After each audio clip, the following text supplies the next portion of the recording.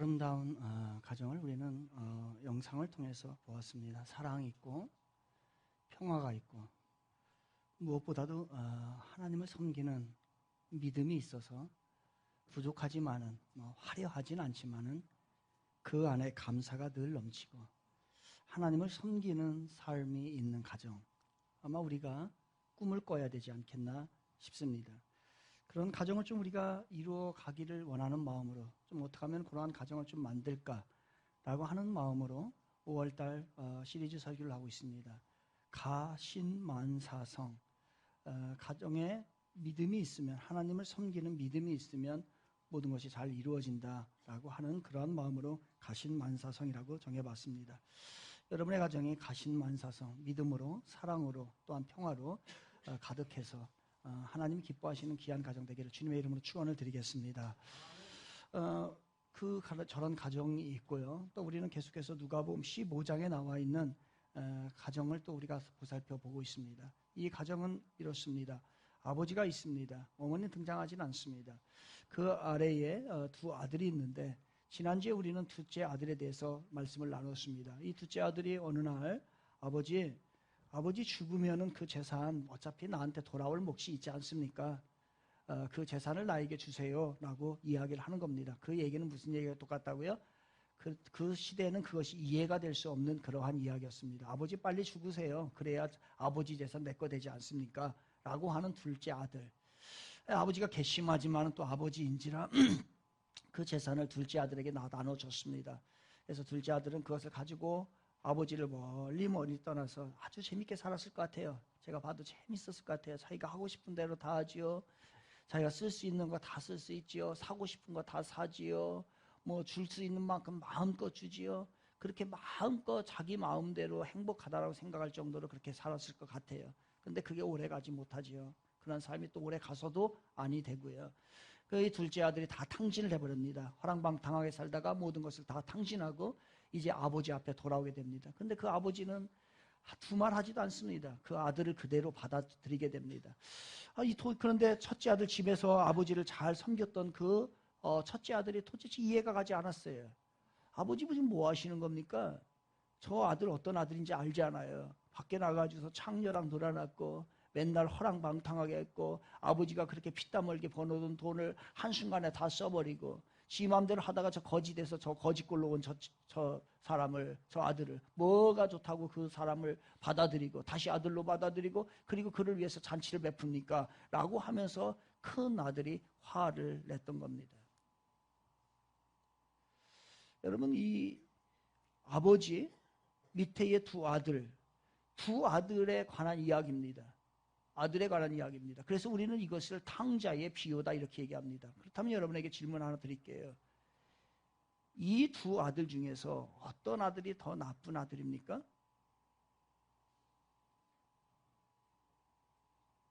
여러분, 또 어떤 아들이 더 나쁜 아들이에요? 둘째 아들이 더 나쁜 아들이에요? 아니면 집에 와서 그 동생 들어왔다고 화내는 아들이 더 나쁜 아들이에요? 그러면 여러분에게 다시 이렇게 물을게요. 여러분들이 많이 익숙한 언어로 묻겠습니다. 이 누가복음 15장에 나와 있는 우리가 말한 탕자의 비유에 관한 이 여기에서 탕자는 첫째 아들입니까? 둘째 아들입니까? 둘째 아들이죠, 기지요. 그동안에 우리는 그렇게 들었기 때문에. 그런데 우리는 이 배경을 알기 전에 우리는 이것이 왜 탕자의 비유가 나오게 된 것, 왜 예수님께서는 이 이야기를 통해서 우리들에게 하려고 하는, 그러면 그 대상과 이야기의 내용을 우리는 좀 알아야 합니다. 그러면 우리가 누가복음 15장 1절부터 3절까지 한번 볼게요. 성경을 한번 펴보시기 바랍니다. 누가복음 15장 1절부터 3절을 한번 보겠습니다. 누가복음 15장 1절에 3절은 이렇게 나옵니다. 1절 가겠습니다. 모든 세리와 죄인들이 말씀을 들으러 가까이 나아오니. 누가 나왔어요? 세리들과 죄인들이 나왔어요. 근데 2절 갑니다. 바리새인과 서기관들이 수군거려 이르되 이 사람이 죄인을 영접하고, 이 사람은 누구냐면 예수님입니다. 예수님이 뭐라고 하냐면요, 죄인을 영접한다는 거예요. 그리고 음식을 같이 먹는다 하더라. 예수께서 그들에게 이 비유로 이르시되 라고 하면서 세 가지 비유가 나옵니다. 여러분들 15장 1절에 3절 읽었습니다. 거기에서 나온 그 두 종류의 부류가 나옵니다. 하나는 바로 세리와 죄인들이 나오고 또 한 부류의 사람들은 바리새인과 서기관이 나옵니다. 그렇다고 한다면 거기에서 3절에서 이야기하는 그들은 누구예요?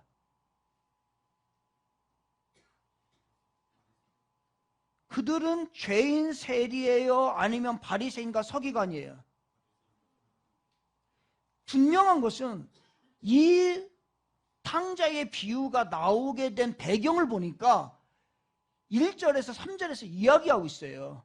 그들인데 누구냐? 바리새인과 서기관들에게 하고 싶어서 이 이야기를 만들어서 비유를 쓰신 거예요, 예수님이. 그렇다고 한다면은 여기에서 나오는 탕자인 누구라는 얘기를 하는 거예요? 여러분의 전통적인 그러한 성경 해석이 여기서 전복이 되어버립니다. 바리새인과 서기관들은 어떤 사람이냐? 바로 성경 연구가들이에요. 그리고 성경을 잘 아는 사람들이에요. 그리고 종교 지도자를 말합니다. 그들은 예배 빠지는 일이 없어요. 주일날 예배 빠지는 일이 없어요. 그들은 기도는요, 정해놓고 하루에 정해놓고 3번씩 규칙적으로 하게 됩니다. 그들의 헌금 생활 11조 전혀 떼먹는 전혀 없어요. 그런 일이 없이 모든 종교 면에서 정확하게 다 지켰던 사람들이 누구냐면 바리새인과 서기관들, 종교 리더들을 이야기할 때에 바리새인과 서기관들을 얘기합니다. 그런데 이들에게는 뭐가 잘못됐길래, 도대체 뭐가 잘못됐길래 예수님은 이 말씀을 바리새인과 서기관들에게 줄까요? 즉, 저는 이 바리새인과 서기관들, 예배 생활 잘하고 기도 생활 잘하고 헌금 생활 잘하고 여러분이 보기에는 신앙 생활 잘 한다라고 생각되는 사람들, 그래서 오늘 제목을 교회 잘 다니는 아들로 정한 거예요. 오늘 이 메시지는요, 오늘의 이 주인공, 탕자의 비유의 주인공은 둘째 아들이 아닙니다. 둘째 아들은 어떤 사람이냐면 죄인과 세리예요.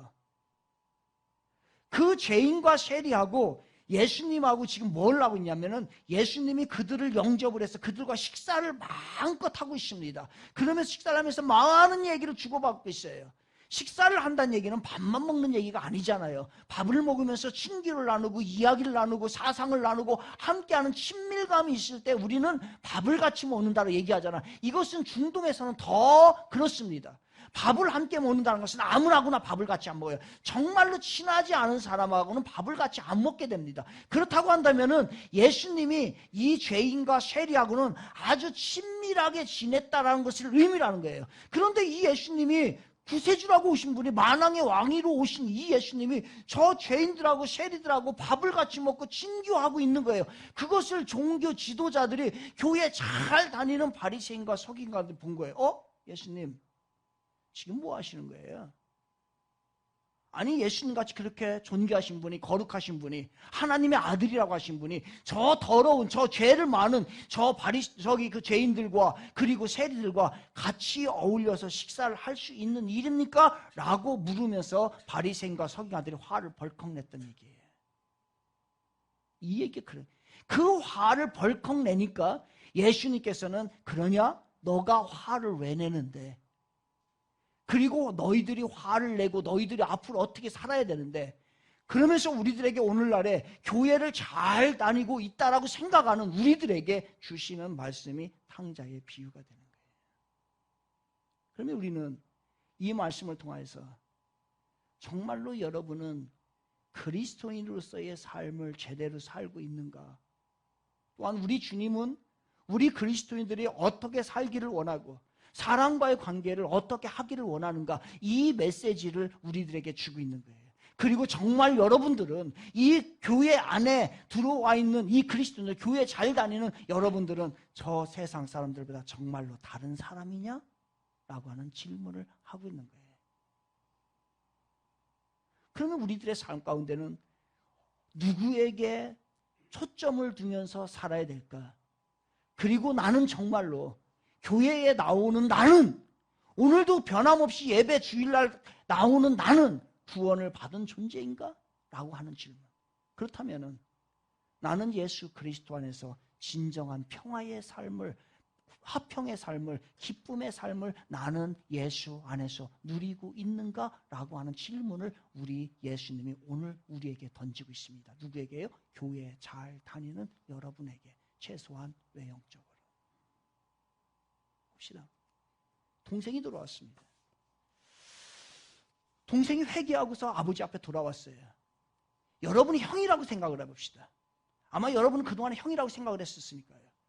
형이라고 생각했을 때 그 동생이 회개하고 들어왔을 때 그 동생을 어떻게 해줘야 됩니까? 그 동생을 잘 맞이해 주어야 되겠지요. 그것이 상식이지요. 그런데 이 형은 상식을 벗어난 일을 하게 됩니다. 아버지가 그 아들을 위해서, 둘째 아들을 위해서 잔치를 베풀었는데 아버지 왜 잔치를 왜 베풀어요? 그리고 그 첫째 아들에게, 큰아들에게 이 잔치에 같이 참여하라 했을 때 아버지 나는 그 잔치 필요 없어요. 그 잔치에 안 가요. 라고 단호하게 거부해버립니다. 이 아들은, 이 큰 아들은 도대체 왜 상식에서 벗어난 이러한 일, 여러분들이 상식에서 벗어나는 일들을 해나갈까요? 왜 그랬을까? 왜 그는 지금 화를 내면서 노하고 있는 걸까요? 그것은 왜 그래요? 그는 아버지가 그 종들에게 시켜서 뭐를 잡으라고 했어요? 살진 송아지를 잡으라고 했어요. 그러면 봅시다. 오늘날에도 아마 살진 송아지는 몇백만 원에 이르는 호가일 것 같아요. 그냥 한 300만 원이라고 칩시다. 300만 원에 되는 그 돈이에요.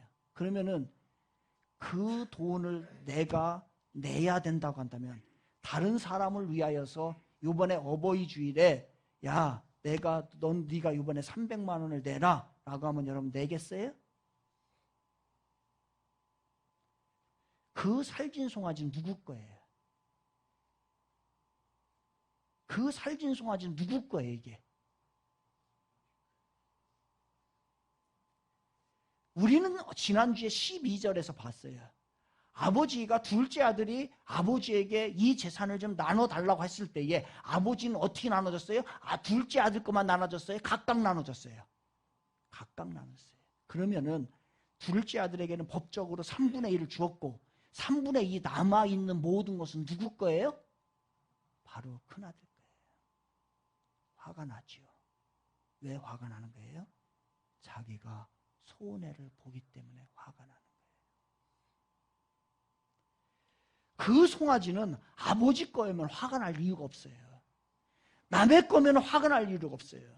저 둘째 아들 거라고 한다면 네 거 네가 잡아먹는데 화가 날 일이 뭐가 있어요? 그런데 이 첫째 아들이 지금 화가 난 것은 뭐냐면 아버지 이미 재산 나눴잖아요. 나눴으면은 아버지 또 다른 재산 있으면 아버지 거로 하든지 아니면 둘째 아들 제가 돈 혹시 있으면 둘째 아들 돈으로 하든지 왜 내 돈을 들여가지고 송아지를 잡는 거예요? 라고 하는 자기가 손해를 보기 때문에 이 첫째 아들은 화가 난 거예요. 우리 그렇지 않나요? 여러분 지금 왜 화나요? 요즘의 삶이 여러분 왜 짜증이 나요?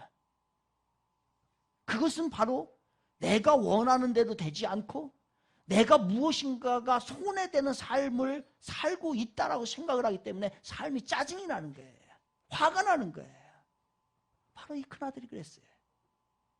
큰아들이 아니 왜 내가 300만 원 왜 써야 돼요?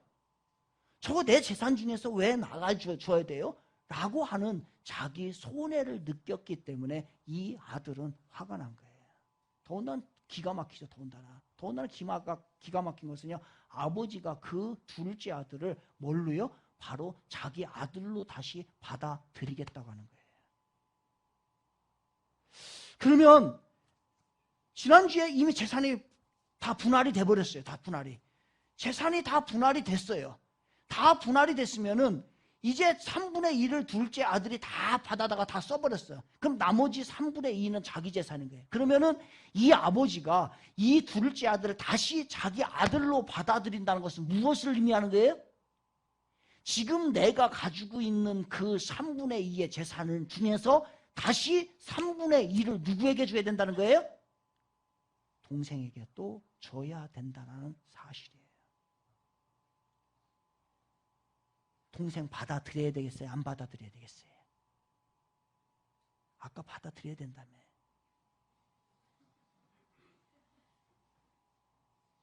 아까 받아들여야 된다면서요.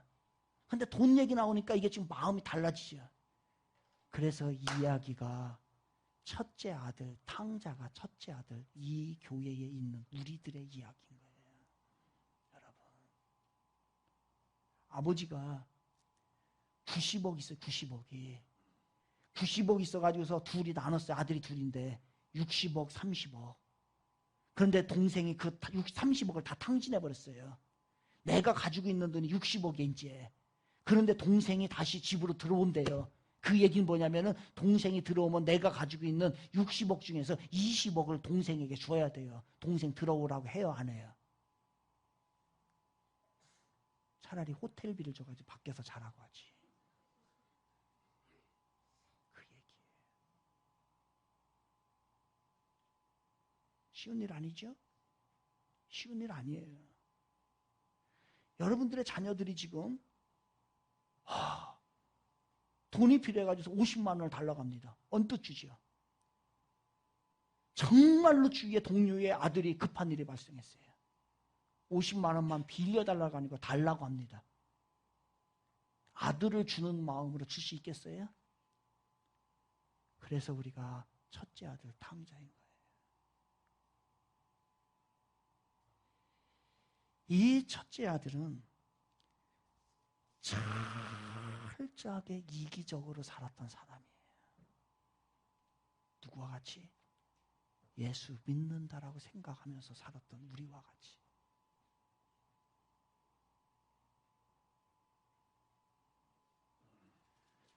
이번 주에 어린이 주일이에요. 자녀들에게 아마 최소한 몇십만 원짜리 지금 장난감 사줬을 거예요. 그거에 비해서 여러분 부모님에게 용돈 얼마 줬어요? 그리고 이번 주에 주님 앞에 나오면서 감사헌금 얼마 가져왔어요? 아마 10,000원 이상 가져온 사람 많지 않을 거예요. 그게 바로 그리스도인, 바로 우리가 탕자인 우리인 거예요.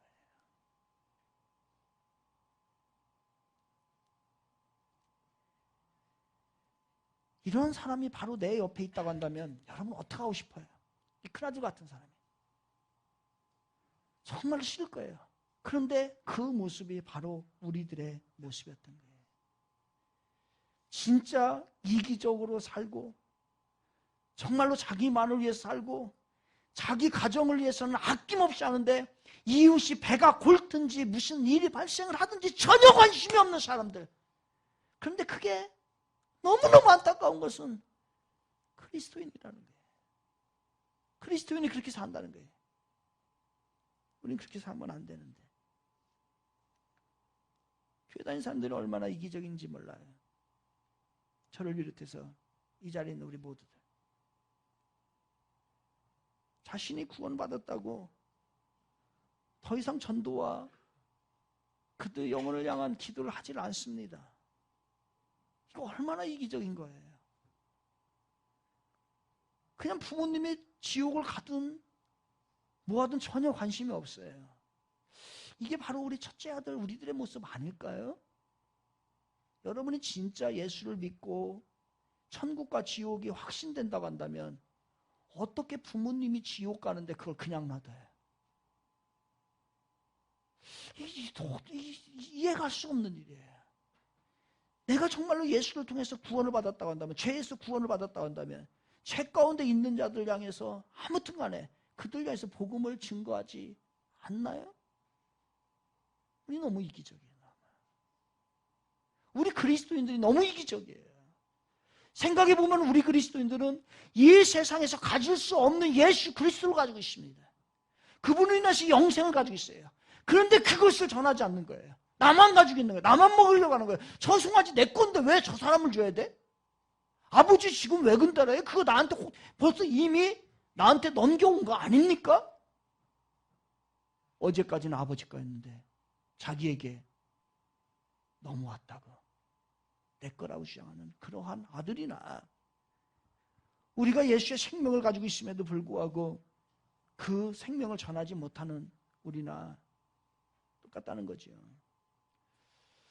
영성이 뭘까? 영성이라는 게 영적인 그러한 그 능력, 성품, 이게 뭘까? 많은 이야기들이 영성에 대한 이야기를 많이 합니다.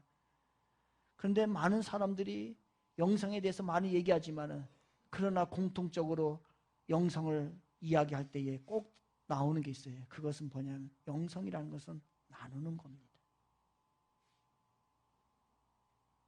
내가 가지고 있는 것을 물이 위에서 밑으로 흐르듯이 그 물을 흐르게 만들고, 그리고 내가 있는 것을 다른 사람에게 조금 나눌 수 있는 사람이 바로 영성을 소유한 거예요.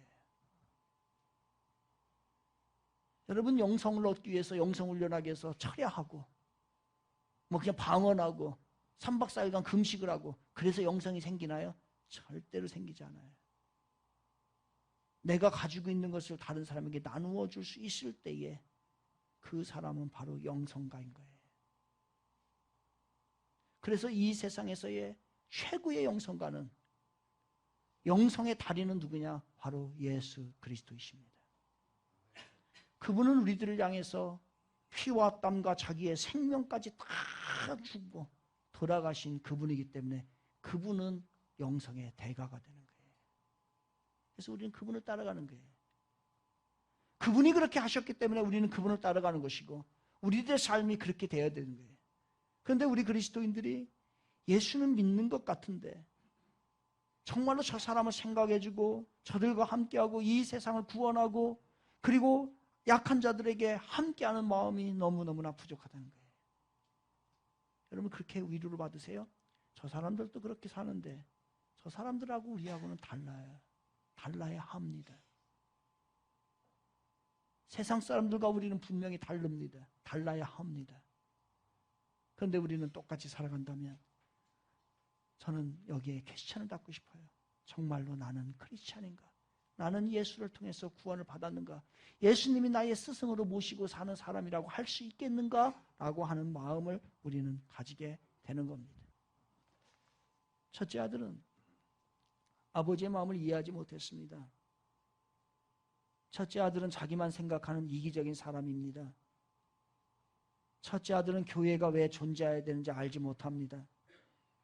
첫째 아들은 교회보다는 자기를 먼저 생각합니다. 첫째 아들은 이웃을 돕는 일에는 전혀 관심이 없습니다. 첫째 아들은 온통 머릿속에 돈만 생각합니다. 첫째 아들은 복음을 전하는 일에는 전혀 관심이 없습니다.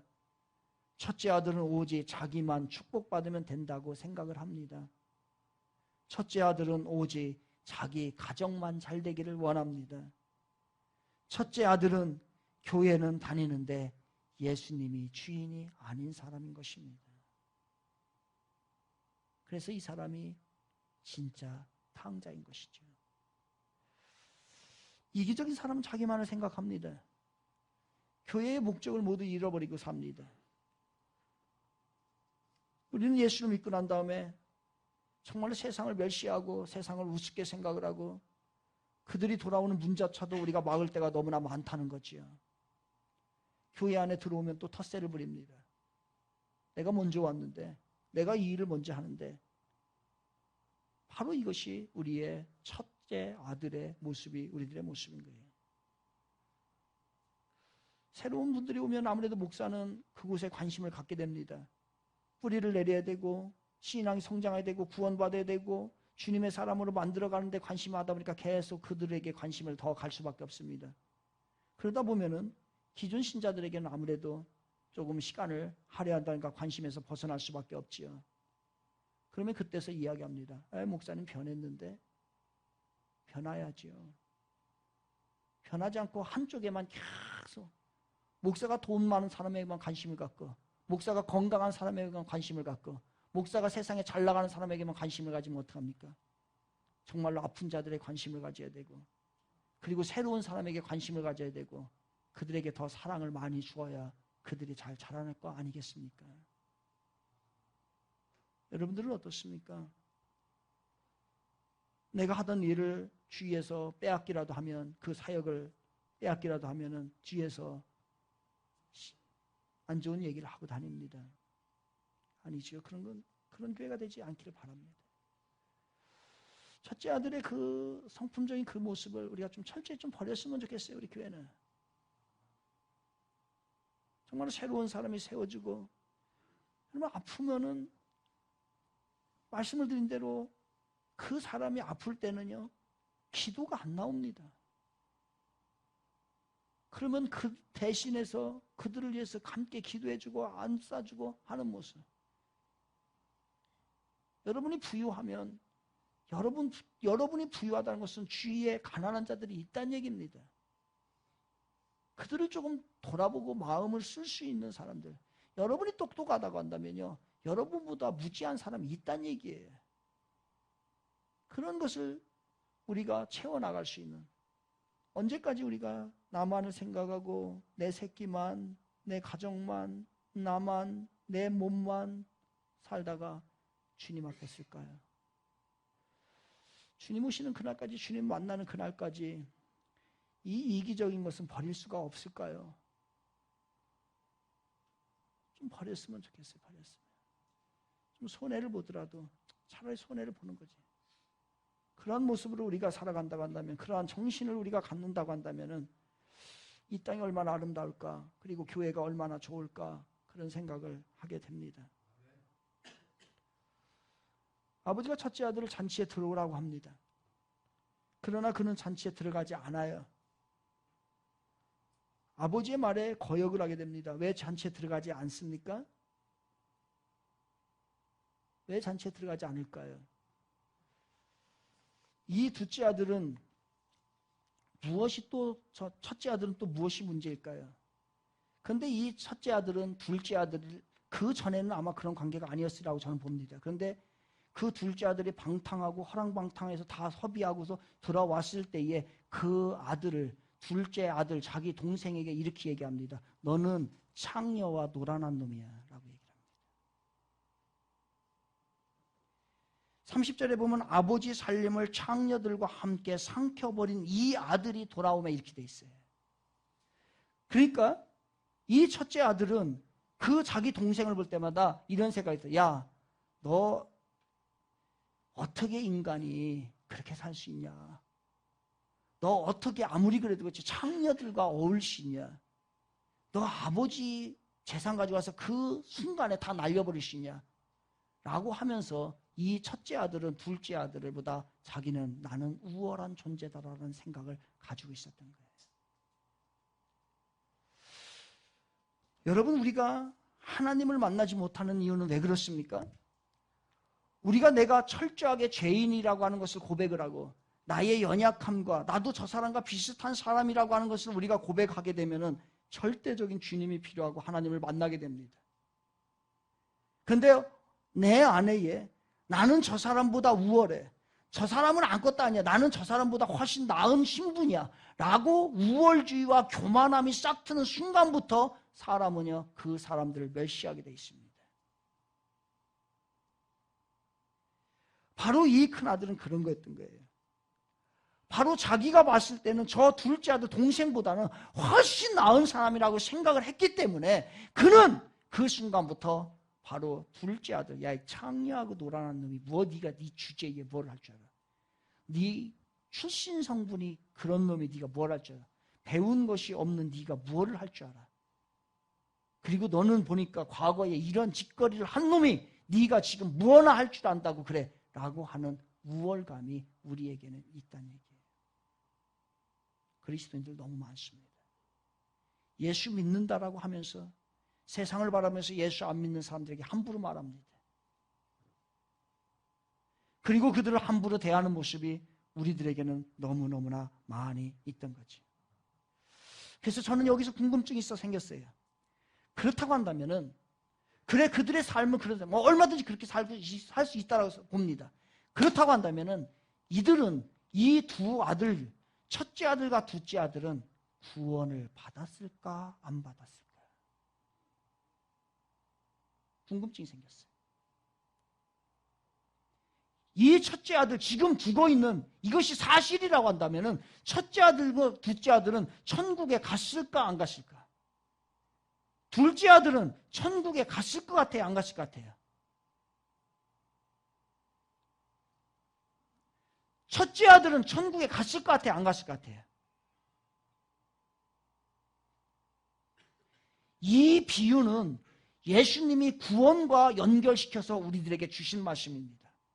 잔치는 바로 천국 잔치를 이야기하고 나중에 우리가 가야 될 세상을 얘기합니다. 그렇다고 한다면 둘째 아들은 자기가 과거에 잘못 살았지만 아버지 용서해 주세요. 모든 거 자기가 잘못했습니다. 라고 회개하면서 아버지 옆에 나와서 그 잔치에 들어갔다라고 표현되어 있어요. 그런데 이 이야기가 끝나기 전까지는, 최소한 이 이야기가 진행된 여기까지는 첫째 아들은 잔치에 들어가지 않았어요. 구원 못 받았어요. 바로 이 이야기는 우리들에게 심각한 이야기를 하고 있습니다. 교회에 나온다고 해가지고 다 천국 가는 게 아니라는 얘기예요. 교회에 나온다고 해서 다 구원받는 게 아니라는 얘기예요. 진정 그 안에 통회함이 있어야 되고, 예수를 만나서 나의 죄가 자복이 될 때만이 그 사람이 진정 구원받은 하나님의 백성이 된다는 얘기예요. 그렇다면 여러분에게 물을게요. 저는 정말로 궁금해요. 여러분 다 천국에 가서 여러분을 만날 수 있을지 궁금해요. 그러면 여러분, 지금 정말로 내가 여러분에게 물을게요. 여러분은 다음 세상에 천국에 갈 수 있는 확신이 여러분에게 있습니까? 없습니까? 흔들리는 거예요. 흔들리는 거죠. 왜 흔들리느냐? 예수 믿기 전이나 예수 믿은 후나 달라진 건 딱 하나예요. 교회에 왔다 갔다 한 그것밖에 달라진 게 없어요. 그래서 내 안에 확신이 없는 거예요. 확신을 가진 사람은, 어떤 사람은 확신을 가질 수 있냐? 예수를 진짜 만난 사람은 최소한, 제가 보기에는 그래요. 최소한 과거의 나의 죄와 내가 죄인이라는 것을 주님 앞에 고백할 줄 아는 사람이라는 거예요. 이 고백이 여러분의 삶 가운데 최소한 한 번 정도 있었다라고 한다면은 그 사람은 천국에 갈 가능성이 높아요. 그런데 이것이 없고 그냥 따라서 다니다가 오늘 교회에 오고 이것이 일상화됐고 습관이 되어서 오늘도 와가지고서 말씀을 듣는다고 해서 여러분이 구원받는 건 절대로 아니라는 얘기예요. 내가 죄인임을 고백하고 내가 다른 사람들보다 우월하지 않아요. 여러분과 저는 똑같은 존재입니다. 이 세상에 있는 모든 사람들은 다 죄인입니다. 이 죄를 고백하고 첫째 아들이 둘째 아들 너나 나나 똑같지, 너나 나나 같은 죄인이지 라고 하는 마음이 있을 때에 그들은 죄를 고백할 수 있는데, 이 첫째 아들은 그것이 없었어요. 우월했어요. 그래서 이 사람 구원 못 받았다고, 최소한 이 이야기가 이 비유가 끝나기 전까지는, 이 이야기에 나오는 한도 내에서는 이 사람은 바로 구원을 받지 못했던 거예요. 다시 묻습니다, 여러분. 여러분이 다시 물을게요. 여러분은 구원을 받으셨습니까? 다시 말해서 이렇게 얘기를 할게요. 여러분은 예수를 믿고 난 다음에 정말로 나의 죄가 이렇게 크구나라고 하는 것을 통회한 적이 한 번이라도 있습니까? 라고 묻고 싶어요.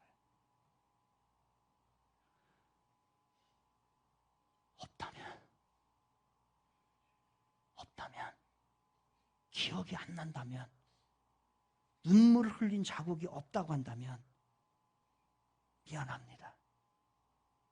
여러분은 구원받은 백성이 아닙니다. 증거가 없어요. 예수 믿은 증거가 없어요. 기도하니까 뭐가 이루어지대요? 아니에요. 모든 종교는 간구하면 이루어집니다. 여러분의 심령에 죄의 눈물이 한 방울 떨어졌다면 구원받은 흔적이지만 그건 두 방울이 아니어도 돼요. 한 방울이 없다고 한다면, 그 흔적이, 스티그마가 없다고 한다면 미안합니다. 여러분 다시 시작해야 합니다. 이 얘기를 하는 거예요. 우리 예수님이. 그래서 이 이야기 가운데 아버지가 얘야 잔치에 들어와라. 잔치를 준비했으니까 들어오라 라고 했을 때에 이 첫째 아들은 안 들어가는 거예요. 또 하나 궁금한 게 생겼어요. 그 궁금한 것은 뭐냐면은 이 큰아들은 살면서 기쁨이 있었을까? 이게 궁금했어요. 그래 지금 아버지로부터 재산이 많이 생겼어요. 그리고 그동안에 아버지 부잣집 아버지 밑에서 살았어. 그리고 아버지는 세상 모르면 유명한 사람이에요. 그리고 아버지 사랑이 많으신 분이야.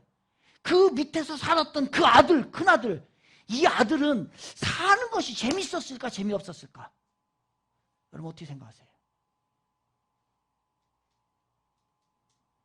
재밌었을까 재미없었을 것 같아요.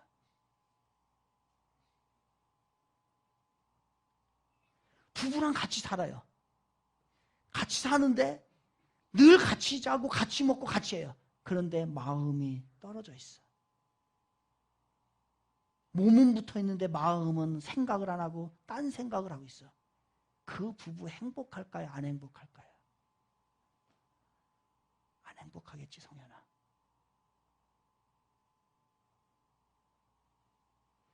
이 아들은 정말로 행복한, 정말로 여러분들 기쁘게 살아야 되는데 행복하게 사셔야 됩니다. 교회 오는 것도 예배, 나 신앙생활하면 이렇게 좋다. 이래야 돼요. 정말 좋아요. 그래야 되는데 교회 오는 게 이 지겨우면 안 되는 거예요. 그러면 이번 주에는 한번 절에 한번 가보세요. 상황부방해요. 왜 기뻐야 되는데 교회 오는데 지긋지긋하다. 이 사람 체질이 잘 안 맞나? 29절에 보면 이런 말씀 나와요. 듣기만 하세요. 아버지께 대답하여 이르되 내가 여러의 아버지를 섬겨 명이 어김이 없거늘, 이렇게 나와요. 그러니까 이 아들은 이제까지 아버지 말에 순종 다 했어요. 아버지가 하라는 대로 다 했어요. 이거 해라, 저 갔다 와라, 저거 해라, 그 다음 이거 사와라 하면 하고 하라는 대로 다 했어요. 그러면 행복할까요? 안 행복할까요? 여러분이 하나님이 하라고 하는, 하나님이 지키라고 하는 거 다 지키면 행복할까요? 안 행복할까요? 네? 오늘 예배를 주일날 예배 드리는 날이에요. 그러면 여러분이 예배를 드렸어요. 예배를 드리면 행복할까요? 안 행복할까요? 지금 보니까 아닌데 우거지 상인데 뭐가 문제예요? 뭐가 문제예요? 그래, 뭐가 문제예요? 아니 안 그래? 안 그래? 야 주빈아, 아빠가 하라는 대로 하면 행복하냐 안 행복하냐? 네? 안 행복한 거예요. 지금 아빠가 안 하는데도 안 행복한 거예요. 안 행복한 거예요. 어제 저녁에 뭐 시켰지 내가 너한테? 뭐를 하나 시켰어. 지금 생각이 안 나네. 뭐 하나 시켰더니 아빠가 하지 왜 나보고. 얘는 그 아빠가 하라는 대로 하는 것이 재미가 없는 거예요. 재미가 없는 거예요. 여러분, 하나님이 하라고 하는 거 한 번은 재밌어야 돼요? 재미없어야 돼요? 재밌어야죠. 그런데 왜 여러분은 재미가 없냐고요? 참 희한한 일이네. 이 아들이 뭐라고 얘기를 하냐면, 다시 읽을게. 내가 여러 해 아버지를 섬겨 명을 어김이 없거늘 했어요. 아버지가 하라는 데 다 했어요. 그런데 그 앞에 걸 봐야 돼요. 내가 여러 해 아버지를 섬겨. 이거를 영어 버전으로 찾아봤어요. 그랬더니 뭐라고 나오냐면요. I have been slaving for you. I've been slaving for you. 그러니까 내가 당신을 위해서 살았습니다. 그런데 뭐로 사는 거예요? 아들로서 사는 게 아니라 뭐처럼 살았다? 종처럼 살았다는 얘기예요.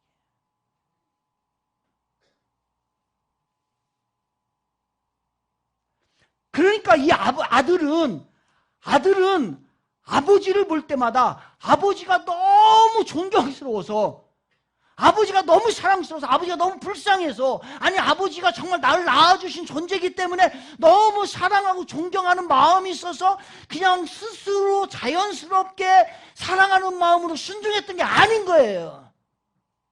김주빈처럼. 어떻게 순종한 거예요? 말은 다 들었어. 아버지가 하는 얘기는 다 들었어. 그런데 어떻게 해서 들었냐면은, 저 아버지가 가지고 있는 저 재산이 나의 것이 되려고 한다면 내가 종처럼 섬겨야지. 그러면 아버지가 그것을 인정하고 나에게 재산을 주겠지라고 하는, 바로 내가 종처럼 여러 해 동안에 아버지를 섬겼나이다, 이 뜻이에요. 아버지 얼마나 불쌍한 사람이에요. 다음 주 아버지 불쌍한 아버지. 다음 주 제목이 불쌍한 아버지. 우리가 그렇지 않나요? 여러분의 자녀들이 여러분 아버지를 진짜 사랑하고 존경해서 그런 게 아니라니까요. 아버지 월급날 기다리면서 한다니까요. 여러분이 가지고 있는 그 재산을 내가 어떻게 하면 받을까? 그것 때문에 아버지가 하라는 대로, 얘야 이번 주말에 올라와라 라고 하면은, 아버지 건강이 어떠신가? 이것 때문에 가는 게 아니고, 이번 주에 안 가면 아버지 재산 분배할 때에 좀 문제가 발생을 하지. 아이고 이번 주엔 다 가야 되겠네. 애새끼들 다 끌고 가는 거예요. 우리 그랬잖아요. 솔직하게 우리 그렇게 살잖아요. 이게 누구예요? 차라리 둘째 아들은 그래요. 갔다가 잘못됐다가 용서를 구하기나 하지. 근데 이 아들은 그것도 아닌 거예요. 속에 음흉한 것이 가득 차 있어서 겉으로 보니까 아무것도 없는 거예요. 깨끗한 거예요. 정말 거룩한 거예요. 너무 좋은 거예요. 바로 회칠한 무덤처럼. 속에는 썩는 무덤이 있는데 위에는 회칠해가지고서 아름다운 것처럼. 교회 너무너무 잘 나와. 그래서 예수 믿는 줄 알았어. 훌륭한 일꾼인 줄 알았어. 하라는 대로 잘해. 모든 거 다 잘 지켜. 그런데 그 안에 주님을 사랑해서 나온 게 아니고, 이번 주 안 나가면 하나님이 또 내가 지금 기도 제목이 있는데 그거 안 되겠지 라고 하는 강박관념과 두려움 때문에 하나님을 섬기는 우리들의 모습을 이야기하고 있는 겁니다. 여러분, 하나님 얼마나 비참할까요? 그래서 이게 하나님 자신의 마음을 이 비유에다가 담은 거예요. 지금 너희들이 바리새인들, 너희 서기관들, 너희들 성경 공부 잘한다며, 성경 연구한다며, 기도한다며, 헌금 잘한다며, 예배 듣기 잘 나온다며. 그런데 진짜 네 마음에 나 하나님을 사랑해서 나온 거야. 이 세상을 만드시고 구원해 주신 그분, 그리고 내가 죄인 가운데 죽을 수밖에, 지옥 갈 수밖에 없는데 그 아들을 보내주시고 나를 구원해 주신 그 사랑이 너무나 감사해서 오늘도 여러분이 찬양을 올리냐 이거예요. 그게 너무나 감사해서 감사 예물을 올리냐 이거예요. 그래서 어떤 사람이 이렇게 얘기하더라고요. 그 사람이 신앙이 성숙했냐 안 성숙했냐는 감사 헌금의 빈도수를 보면 안다고 하더라고요. 알게 됐어요. 감사한 거에 대해서 하나님 앞에 표시를 하는 거예요. 그게 많은 사람이 진짜 성숙한 사람이라는 거예요. 그런데 다 목적 헌금이야, 목적 헌금. 이거 이러죠, 저거 이러죠, 저거 줘야 돼. 이건 아니야. 그러니까 하나님 볼 때에 그 가지고 있는 거, 물질 이거에만 관심을 가지고서 보는 거예요. 그러니 하나님 봤을 때 얼마나 힘들까.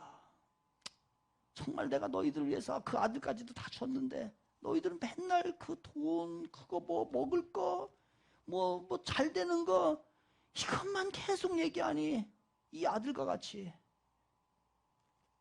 순종을 했는데 뭐처럼 순종한 거예요? 진짜 아들로서 나를 낳아주신 그 아버지를 순종한 게 아니라, 아버지 내가 순종했어요, 종처럼요. 그러니까 종에게 주는 그 대가를 나에게 줘야죠, 이 얘기인 거예요.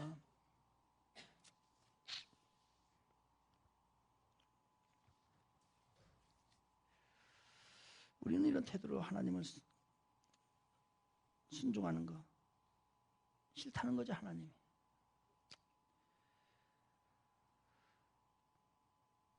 내가 순종하지 않으면 내가 축복받지 않을 것 같아서 할 수 없이 순종합니다.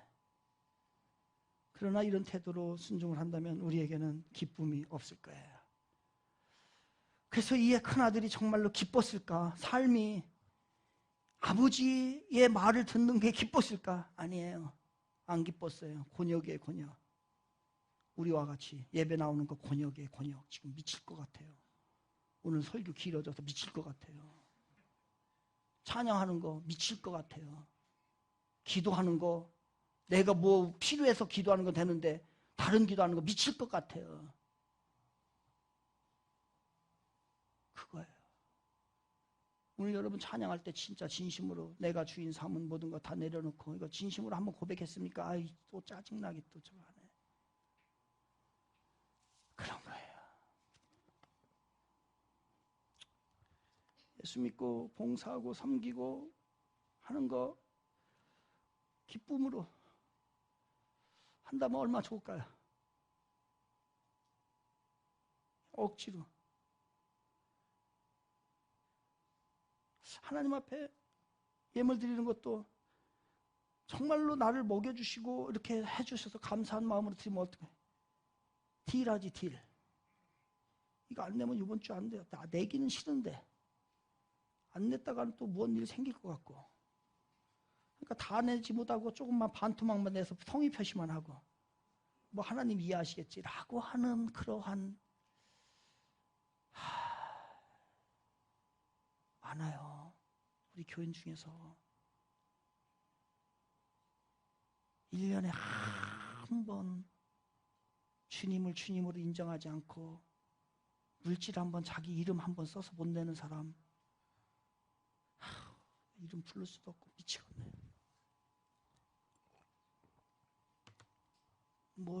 우리 하나님 앞에 뭘 기대하고 나오나? 우리 하나님이 뭘 기대하나? 모르겠습니다. 그런데 그 아버지는요 31절에서 31절과 32절에서 이게 결론을 내리잖아요. 이렇게 31절과 32절을 결론 내립니다.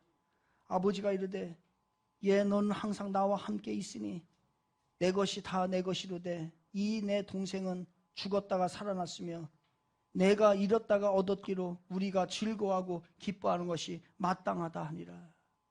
이게 무슨 얘기예요?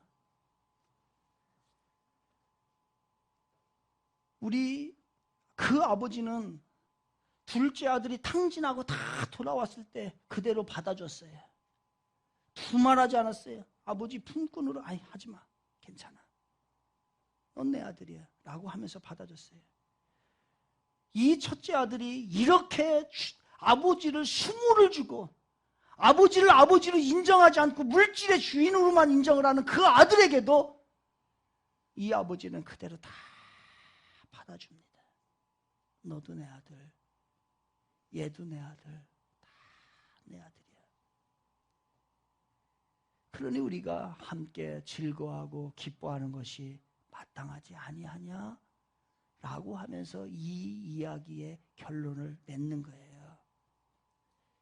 이때에 이 이야기를 들을 때에 예수님의 주변에 있던 많은 사람들이 이해할 수가 없었어요. 아니 그래 둘째 아들을 이야기까지 했을 때 둘째 아들 받아준 거는 그래 조금 이해가 갔어요. 그런데 아니 첫째 아들도 그랬어요? 첫째 아들이 정말로 그런 마음을 했단 말이에요? 그럼 그 죽일 놈이지요! 라고 말을 하는 그들에게 우리 예수님이 하고 싶은 얘기는 뭐예요?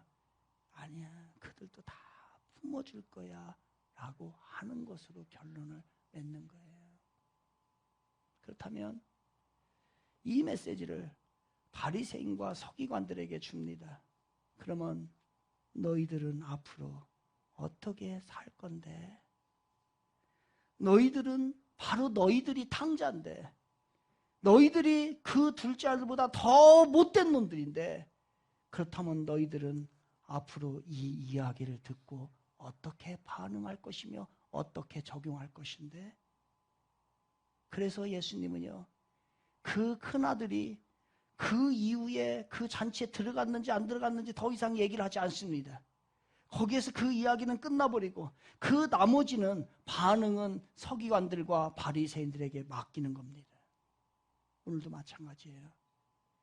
이 이야기를 여러분에게 우리 주님이 제 입술을 통하여서 여러분에게 하고 싶은 거예요.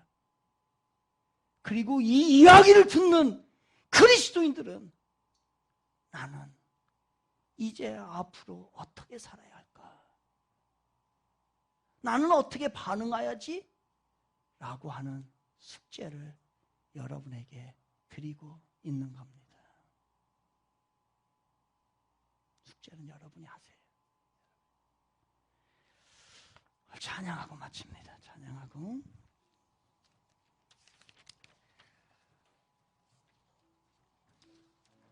오늘 찬양은요, 멀고 험한 이 세상길이란 찬양입니다. 멀고 험한 이 세상길, 소망 없는 나그네길, 방황하고 헤매이며 정처 없이 살아왔네. 의지할 것 없는 이 몸 위로받고 살고파서 세상 유혹 따라가다 모든 것을 다 잃었네. 눈물로써 회개하고 아버지의 품에 안기어 죄악으로 더럽힌 몸 십자가에 못 박았네. 구원함을 얻은 기쁨 세상에서 제일이라. 영광의 길 허락하신 내 주 예수 찬양하세. 우리 함께 고백합니다. 멀고 험한 이 세상길, 멀고 험한 이 세상길, 소망 없는 나그네 길, 방황하고 헤매이며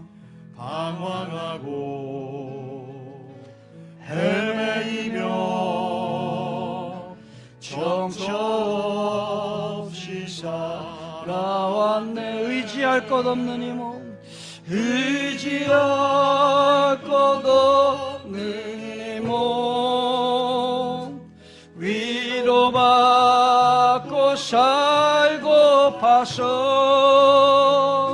세상 유혹 따라가다 모든 것을 다 잃은 무거운 짐 등에 지고 무거운 짐 등에 지고 쉴 곳 없어 애처로운 몸 쓰러지고 넘어져도 위로할 자 내게 없었네. 세상에서 버림받고 귀한 세월 방탕하다, 귀한 세월 방탕하다 아버지를 만났을 때 죄인임을 깨달았네. 눈물로써 회개하고 아버지의 품에 안기어 죄악으로 더럽힌 몸 십자가에 못 박았네. 구원함을 얻은 기쁜 세상에서 제일이라. 세상에서 제일이라. 영광의 길 허락하신 내 주의 스차 구원함을 얻은 기쁨, 구원함을 얻은 기쁨 세상에서 제일이라. 영광의 길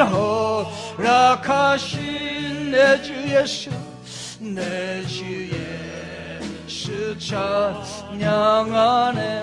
우리 함께 기도할까요? 우리 기도하고 싶지요? 회개하고 싶지요? 덜하지 않게 하시고 이기적이지 않게 하시고 예수님처럼 좀 닮아가게 하옵소서.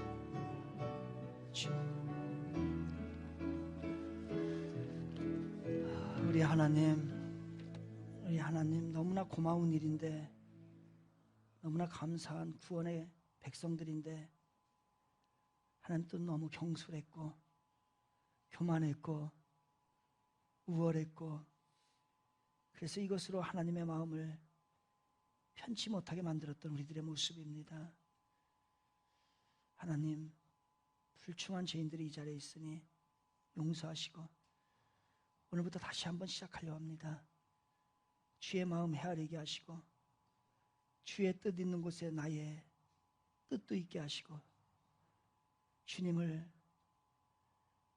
진심으로 마음으로 정성으로 뜻을 다하여 사랑하고 따르게 하여 주시옵소서. 그래야 우리들 천국 가는 그날까지 하나님 다 나 자신을 돌아보는 삶이 되게 하시고, 모두 이 자리에 있는 모든 백성들은 하나님 한 사람도 절대로 낙오되지 않고 천국에 다 들어갈 수 있도록 하나님 은혜 한번 더 허락하여 주시옵소서. 지금은 우리 주 예수 그리스도의 은혜와 우리를 사랑하신 극진하신 하나님의 사랑하심과 오늘도 어렵고 힘들고 지치고 또 말씀 듣다가 마음이 상하고 나 자신의 초라함을 느끼고 죄인임을 느끼고 그러면서도 성령님을 의지하는 하나님의 성령님의 은혜와 하나님 이 자리에 이제 주의 백성으로 바르게 살고 주님을 따르기로 작정하는 사랑하는 주의 백성들 머리 위에, 그리고 저들의 영적과 삶에 일어나는 모든 일들 위에 이제부터 영원까지 함께 하시기를 간절히 축원하옵나이다. 아멘.